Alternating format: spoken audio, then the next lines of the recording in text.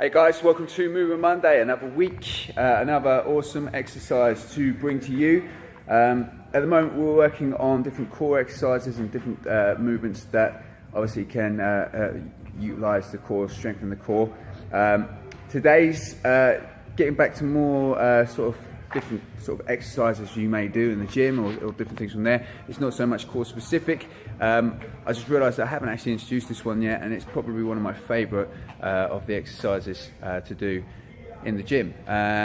It is called a Renegade Row. Anybody who's ever done my classes before or who has done or trained with me will know that these feature a fair bit in the training, or certainly used to anyway. I mean, something again that I'm bringing back into my training a bit more now, and you know, certainly I do enjoy them. There's other things I've been working on recently, but these are certainly a staple in my training, and you can increase them and make them more difficult or decrease them, but we'll just work through the basic exercise today, and then in future I can introduce you to other variations of it and sort of work from there.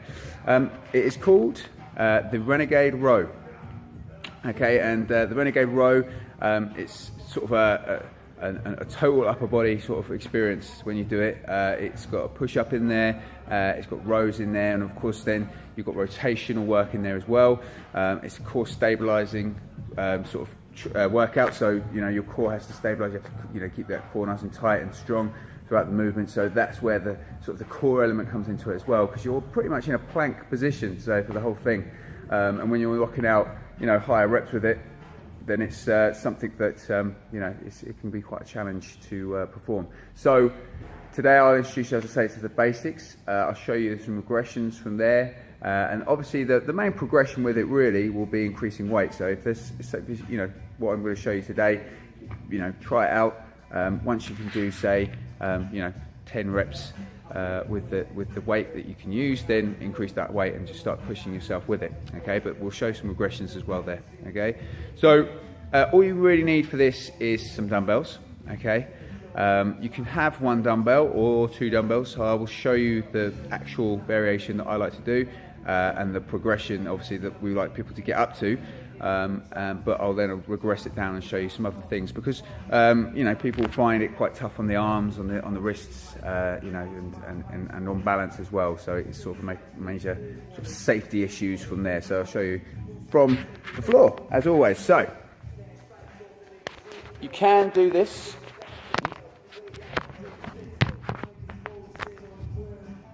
Sorry guys. So you can do this with other means of exercise, kettlebells and all the rest of it, but I'm going to show you with dumbbells, because I find with dumbbells it's a little safer to do, and also it's a little less to worry about for the athlete and the coach, in terms of the kettlebells or anything slipping out from the hand. If you're going to do it with kettlebells, I suggest doing it with the competition bells, the sort of the larger ones. They're a bit more stable and allow you to push from. But as I say, the main kit you want to use it with is a dumbbell. Okay, if you've got these type of dumbbells, sort of the hex sort of dumbbells with the sort of flat sides, again that will help, but it's not necessary, because you're just going to have to learn to practice if you use the round ones. Okay, so the idea of the Renegade Row is quite simple. Okay, so you get onto the dumbbells like so, like you're about to perform a push-up.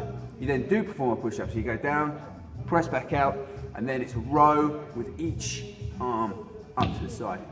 That's one rep. Okay, so as I say, you'll be looking to do 10 of these without stopping, and if you can do that, then it's time to increase that load on the dumbbell. Okay, I'll show you from the side as well.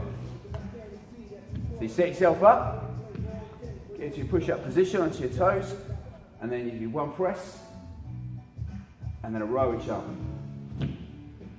Okay, simple enough you may think, but that gets quite tough quite quickly. So the limiting factor really will be shoulder strength.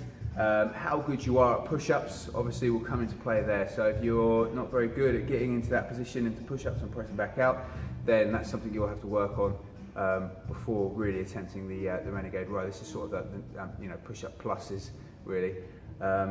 If you struggle like some people do holding on to the dumbbells. So this is something I say, some people find it quite tough on the wrists, quite tough on their grip, or on their hands when they're using the dumbbells, okay? So that's something you can work up to.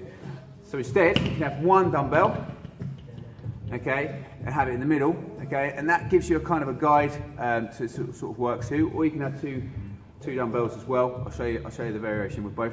So if you had one dumbbell, for example, you could have it down in the middle, set yourself up, use the dumbbell as a bit of a guide how far to get down to the push-up, and then row from there, okay? If you have two dumbbells, you can kind of almost get it exactly as you would the Renegade Row. There's not something there to stop you getting to the floor or getting your chest down as low as you can, okay? So that can be a bit better as well with two dumbbells, okay? So that's if you struggle to hold on to the dumbbells and do the Renegade Row from there, okay? The other thing obviously is some people might just struggle in the push-up position but still want to try the Renegade Row or still want to add it to the workout, or if you come to one of our classes here at Real Fit X or Strongman, or you PT with me, then obviously I might still get you to do it. But if you can't do the full push-up without being on your knees, then it gives you an opportunity to do your push-up from the knees and then work from the row. So the regression from there, if you can't do the full push-up, would be to go to your knees, do the push-up from the knees, and as you come back up, come up to the toes, and then do your row each arm. Okay? Simple as. Okay? So the great thing about the Renegade Row, as I say, it's still got room for progression, still got room for regressions. You can obviously increase or decrease the distance that your feet are to the floor. That will give you more stability the wider the feet are, and less stability obviously the closer they are together. So that's another way of progressing and regressing the movement to make it a little easier or a little more difficult as you go along. And obviously, you know, load, utilising heavier dumbbells eventually. And then moving over to the kettlebells, you know, as I say, once you feel more confident doing them off of dumbbells, then another progression would be in terms of skill to go onto kettlebells. But as I say, the risk reward there, you know, you have to put into consideration, do you really need to use kettlebells for that? You know, if you can use dumbbells and you can use loads of weight, there's no real need to use the kettlebells from there. But if you train prominently with kettlebells, then obviously that's a skill that you want to start learning, then you can bring those into your training as of then. But I would give that a go, guys. As I say, it hits the whole upper body, including that core, so it can be considered one of those cheeky non-core core exercises as well, okay? Hope you enjoyed it, guys. Just send me a message if there's any movements that you think that you want help with, or there's any particular areas you struggle with in terms of strength or mobility. Let me know and I can create some videos for that for you guys, okay?